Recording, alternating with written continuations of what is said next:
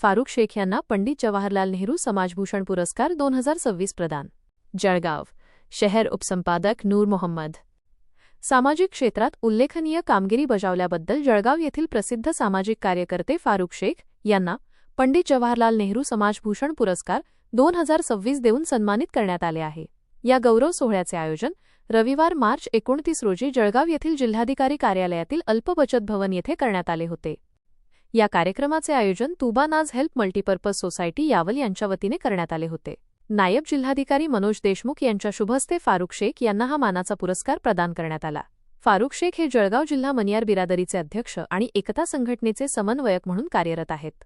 समाजातील विविध प्रश्नांवर सातत्याने आवाज उठवणे आणि जनसेवेचे कार्य प्रभावीपणे पार पाडणे यात त्यांचा मोलाचा वाटा राहिला आहे।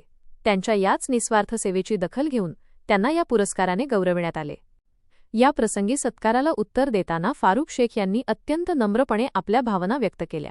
ते म्हणाले की हा सन्मान केवळ माझा एकट्याचा नसून मनियार बिरादरी आणि एकता संघटनेच्या सर्व सहकाऱ्यांचा आहे। त्यांच्या अखंड पाठिंब्यामुळे आणि सहकार्यामुळेच हे सामाजिक कार्य करणे शक्य झाले आहे। त्यांनी हा पुरस्कार आपल्या सर्व सहकाऱ्यांना समर्पित करत सर्वांचे आभार मानले। या सोहळ्याला गट शिक्षण अधिकारी पवार, कृषी अधिकारी यांच्यासह अनेक मान्यवर व्यक्ती आणि सामाजिक कार्यकर्ते मोठ्या संख्येने उपस्थित होते। फारुख शेख यांना मिळालेला हा पुरस्कार केवळ त्यांच्या कार्याची पावती नसून समाजसेवेच्या भावनेला अधिक बळ देणारे एक प्रेरणादायी उदाहरण ठरले आहे।